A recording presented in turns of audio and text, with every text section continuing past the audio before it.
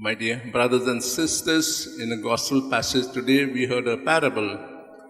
Jesus loved to tell parables because with this parable, he will convey a message to the simple people who were his disciples or followers.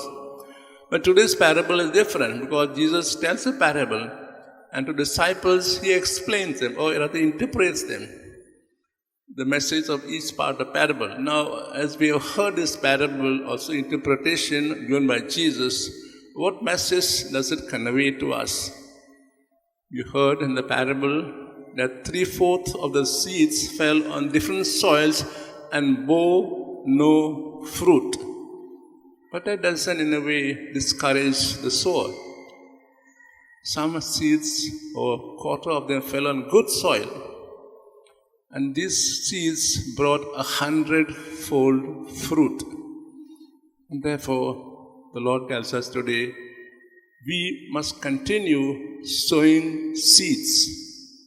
Which means we must continue doing our good works. It may be possible, or very possible, that 3/4 of the good works which we do doesn't have effect on people.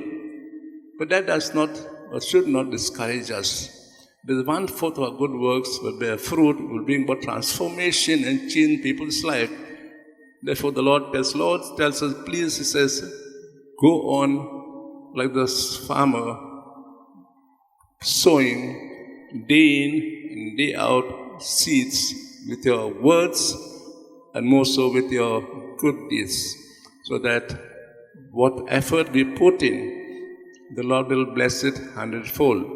We do our best, the Lord will do our rest. We tell students in school or anyone, you put in your best, the Lord will take care of the rest. So let's take this message home to us. Whether we carry on and sowing seeds, let the Lord do the rest.